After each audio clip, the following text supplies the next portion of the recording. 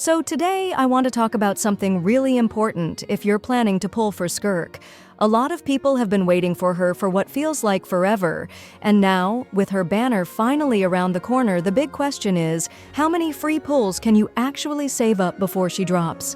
So in this video, I'm going to calculate exactly how many free pulls any of you can save before her banner starts, as well as how many you can gather while her banner is still running, right up until it ends. Save up to 25% on the current banners at lootbar.gg. Here, I'm buying the 6,480 Genesis Crystals pack for $79, while it costs $100 in-game, saving me $21 instantly. The top-up process is super simple. I just entered my UID and selected my server. In less than 5 minutes, the gems appeared in my account. As you can see, I received double the amount for my first purchase, just like with in-game top-ups. Beyond Genshin, you can also top up in Honkai Star Rail, and Lootbar has over 50,000 satisfied users. I regularly use Lootbar for my giveaways, so I can personally recommend it. New users can get an extra 8% discount from the link in the description. Before we get into the numbers, though, let's quickly talk about Skirk herself, because understanding her kit will make it even clearer why so many players are hyped about her. But if you already know about Skirk's kit, feel free to jump ahead to the calculation section. Timestamps are available. So Skirk is a cryo character. She uses a sword, and from everything we've seen, she's built to be a main damage dealer, not just some support that tags in once in a while. Her real strength shows when you pair her with teams that trigger freeze reactions, and that's when cryo and hydro elements combine. The way her mechanics are designed is honestly super interesting. She doesn't just rely on the usual energy systems like most characters. Instead, Skirk has this special resource called Serpent's Cunning.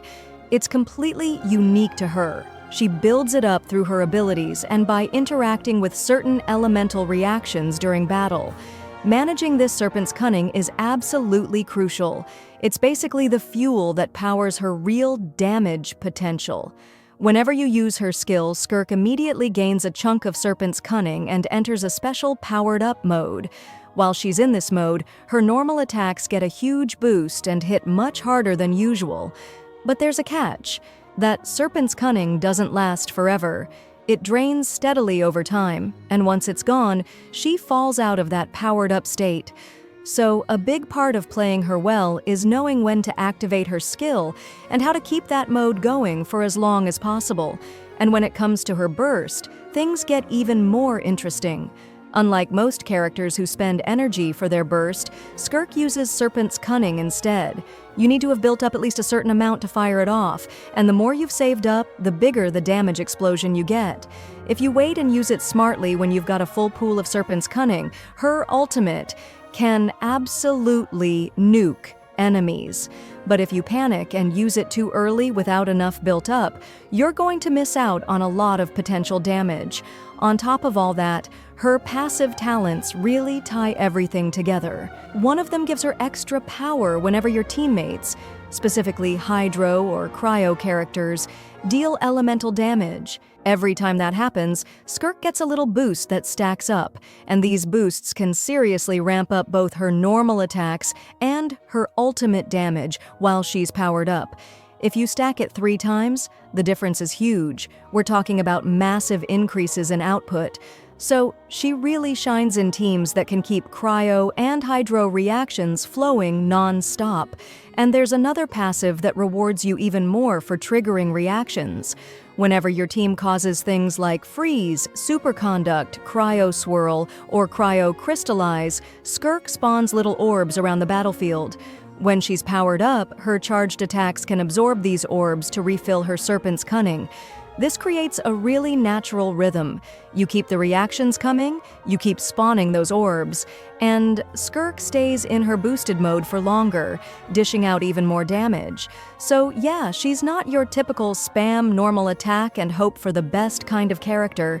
She rewards careful planning, good team synergy, and awareness of the battlefield. Now, let's talk numbers. How many pulls can you actually save to get her? We first need to look at all the free resources we're getting in version 5.6. And just so it's clear, Skirk is going to be released in the first phase of version 5.7, so we'll also need to account for the early rewards in 5.7 as well. For version 5.6, running from May 7th to June 18th, players can expect a pretty solid haul of Primo Gems and free fates. From daily commissions alone, you're looking at around 2,520 Primo Gems across the patch. Spiral Abyss adds about 1,600 Primo Gems if you're able to clear a full cycle. Imaginarium Theater, which keeps getting more important lately, will give another 800 Primo Gems if you can complete it. And then there are a bunch of smaller sources that stack up surprisingly well. Quests during 5.6 will give you about 240 Primo Gems. Achievements add another 25 Primo Gems. Unlocking new teleport waypoints will net you around 5 Primo Gems. And Trial Play rewards, those little bonus pulls you get for testing featured banner characters, will add another 80 Primo Gems. In terms of pure event rewards, version 5.6 is looking pretty generous. We're expecting around 2,310 Primo Gems from the events lined up throughout the patch. Plus, as usual, you'll get 600 Primo Gems as compensation for update maintenance downtime. And then, you've got the redeem codes. Usually, the special program livestream drops 3 codes worth a total of 300 Primo Gems. But keep in mind, those expire crazy fast, like within 16 hours. If you don't want to miss them, make sure you're subscribed here. I always post code reminders right away when they go live. Besides that, we can expect about another 60 Primo Gems from smaller redeem codes sprinkled across the version, based on how they've handled past patches. On top of all that, the monthly shop reset will give you about 800 Primo Gems worth of intertwined fates through the Stardust exchange, which is honestly a nice little bonus if you're stacking up pulls. When you add all of that up, free-to-play players, meaning those who don't spend anything, are looking at about 9,340 Primo Gems by the end of version 5.6. That translates to around 58 pulls, but if you're grabbing the Welkin Moon Daily Pass, you can tack on another 3,780 Primo Gems across the patch, pushing your total to about 13,120 Primo Gems, or roughly 82 pulls by the time 5.6 wraps up. Not bad at all if you're saving up for Skirk. But like I said earlier, because Skirk is coming out right at the beginning of 5.7, you'll also have the first half of 5.7's rewards to work with. In the first 21 days of 5.7, we can expect another 1,260 Primo Gems from daily commissions. Update maintenance will give another 600 Primo Gems as usual. Spiral Abyss and Imaginarium Theater should each add another 600 Primo Gems if you clear them. Event rewards will probably total around 1,420 Primo Gems based on recent patterns. Trial plays should throw in another 40 Primo Gems, and there will likely be some quest and achievement rewards too, around 200 and 100 Primo Gems respectively. Don't forget the monthly shop reset either, where you can grab 800 Primo Gems worth of intertwined fates through Stardust. If you're just playing free-to-play, you're looking at about 35.1 pulls from the first half of 5.7.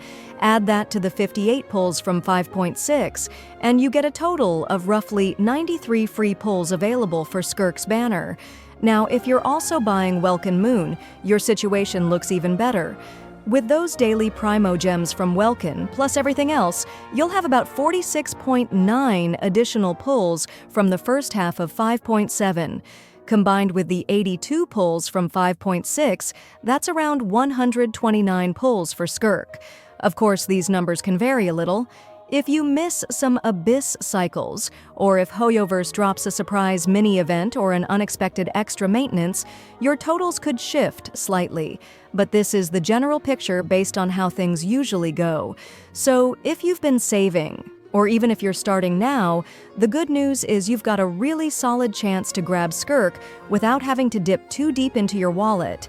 Especially for Welkin buyers, almost 130 pulls is a huge safety net. More than enough to reach Soft Pity once and maybe even start working toward her weapon if you're feeling lucky. Anyway, what do you guys think? Are you planning to go all in for Skirk? Or maybe you're saving for someone else later down the line? Let me know in the comments. Thanks for hanging out, and if you found this breakdown helpful, don't forget to like and subscribe. There's always more updates, news, and breakdowns coming up, especially as 5.7 gets closer. Save up to 25% on the current banners at lootbar.gg. All you need is your UID and server. The link is in the description.